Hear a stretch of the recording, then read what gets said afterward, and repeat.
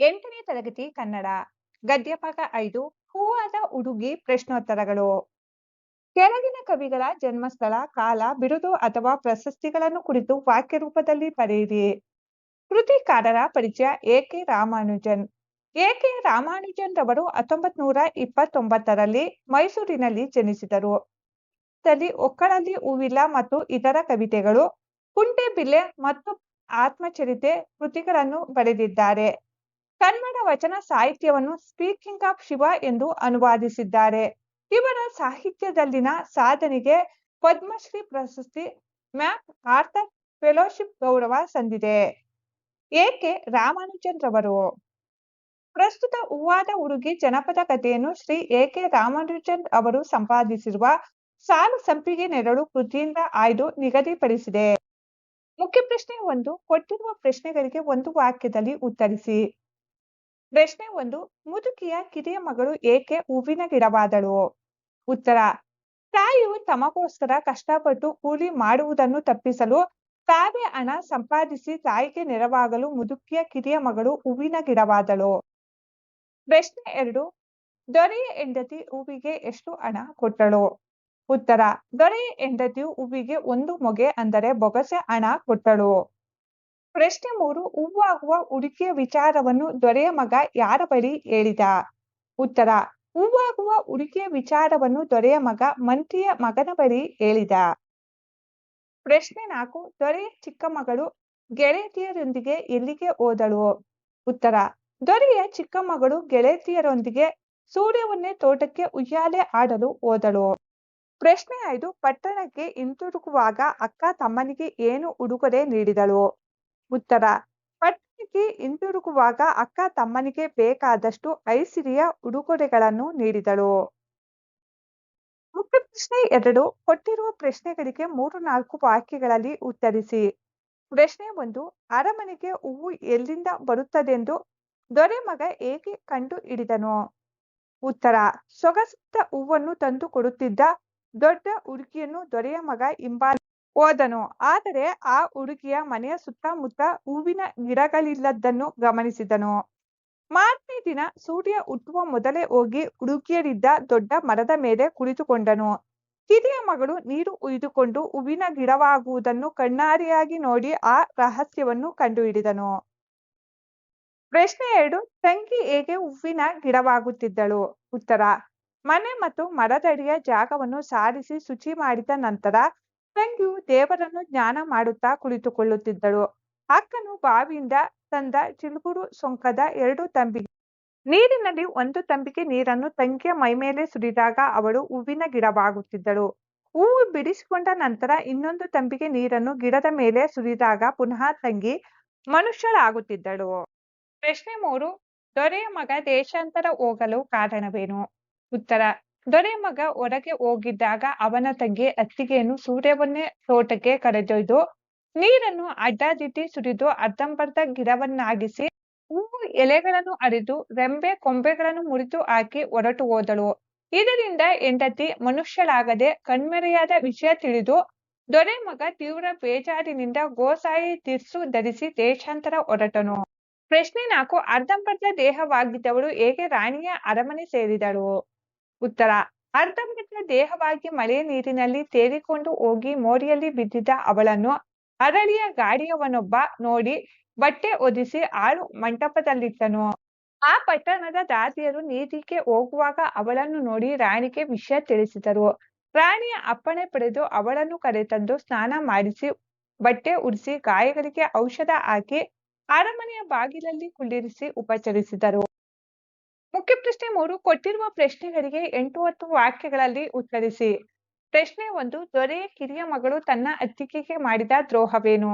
ಉತ್ತರ: ದೊರೆಯ ಕಿರಿಯ ಮಗಳು ತನ್ನ ಅಣ್ಣನ ಹೆಂಡತಿಯಾದ ಅತ್ತಿಗೆಯು ಹೂವಿನ ಗಿಡವಾಗುವ ರಹಸ್ಯವನ್ನು ತಿಳಿದುಕೊಂಡಿದ್ದಳು. ಒಂದು ದಿನ ತನ್ನ ಅಣ್ಣ ಹೊರಗೆ ಹೋಗಿದ್ದಾಗ ತನ್ನ ಗೆಳತಿಯರೊಂದಿಗೆ ಸೂರ್ಯವನ್ನೇ ತೋಟಕ್ಕೆ ಉಯ್ಯಾಲೆ ಆಡಲು ಹೋಗುವ ನೆಪದಲ್ಲಿ ಅತ್ತಿಗೆಯನ್ನು ಬಲವಂತವಾಗಿ ಕರೆದೊಯ್ದಳು. ತೋಟದಲ್ಲಿ ಎಲ್ಲರ ಮುಂದೆ ನೀನು ಹೂವಿನ ಗಿಡವಾಗು ಎಂದು ಪಟ್ಟು ಹಿಡಿದಳು.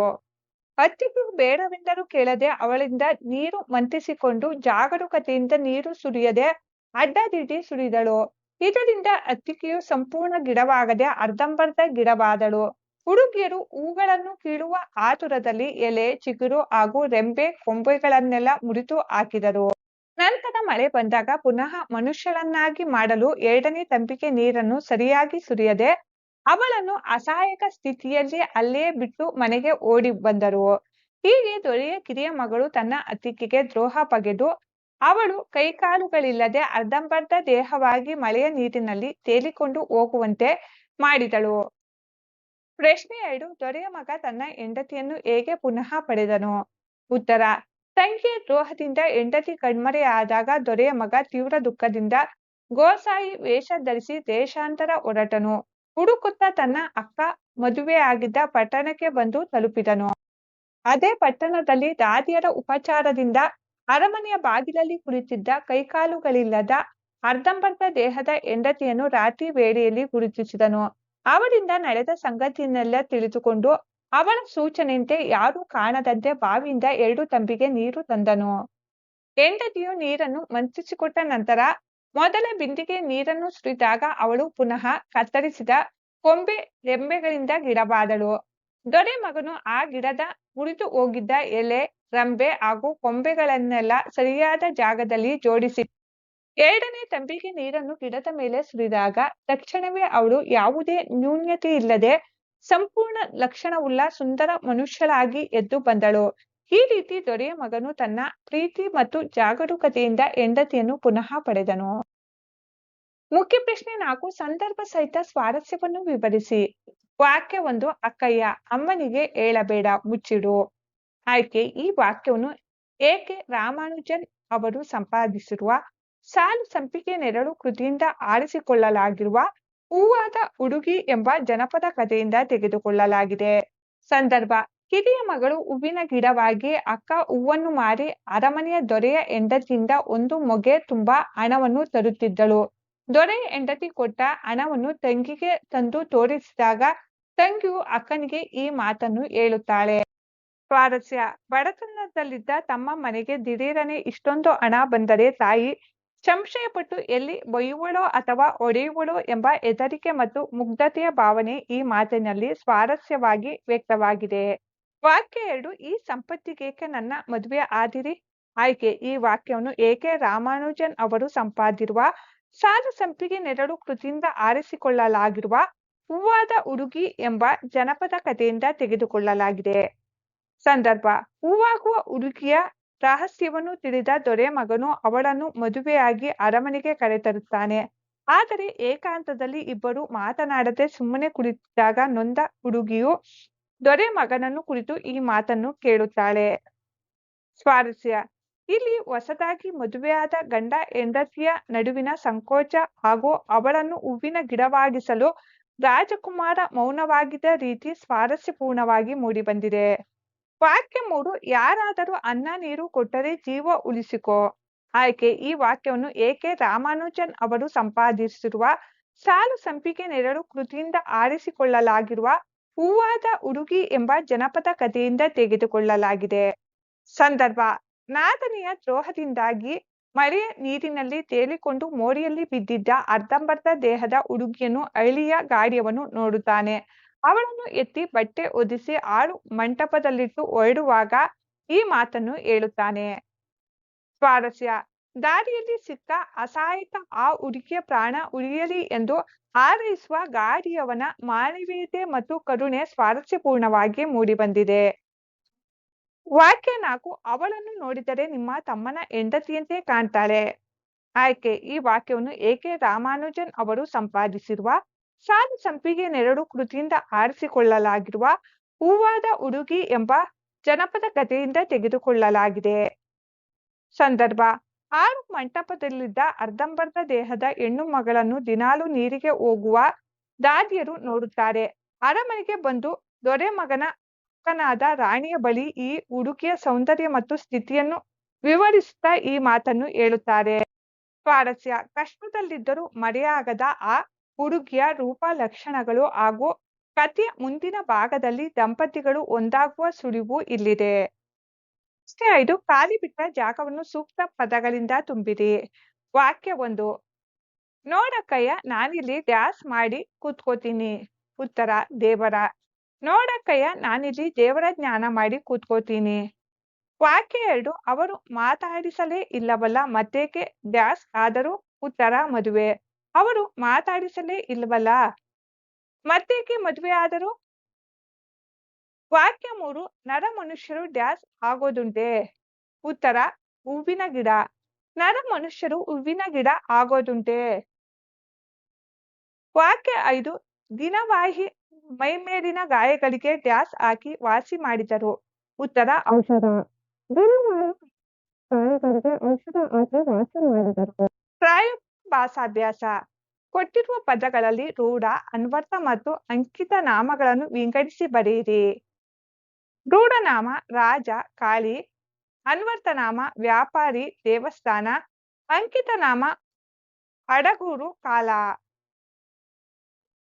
2 ಕೊಟ್ಟಿರುವ ಪದದಲ್ಲಿರುವ ಪ್ರಥಮ ಪುರುಷ, ಮಧ್ಯಮ ಪುರುಷ ಮತ್ತು ಉತ್ತಮ ಪುರುಷ ಪದಗಳನ್ನು ಆರಿಸಿ ಬರೆಯಿರಿ.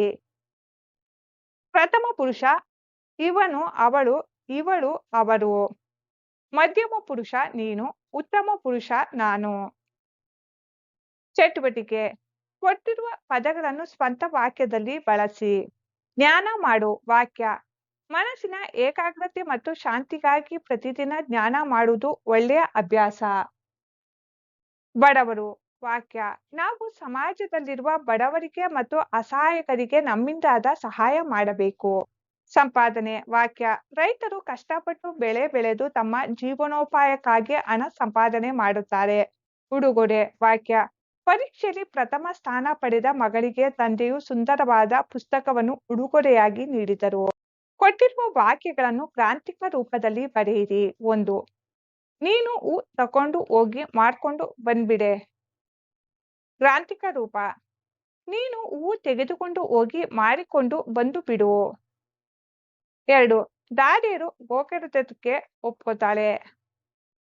ಗ್ರಾಂಥಿಕ ರೂಪ. ದಾದಿಯರು ಗೋಕರಿಯುವುದಕ್ಕೆ ಒಪ್ಪಿಕೊಳ್ಳುತ್ತಾಳೆ. 3 ತಾಯಿ ಅಣ್ಣನ ಕೇಳ್ಕೊಂಡು ಕರ್ಕೊಂಡೋಗು ಅಂತಾಳೆ. ಗ್ರಾಂಥಿಕ ರೂಪ. ತಾಯಿಯು ಅಣ್ಣನನ್ನು ಕೇಳಿ ಕರೆದುಕೊಂಡು ಹೋಗು ಎನ್ನುತ್ತಾಳೆ.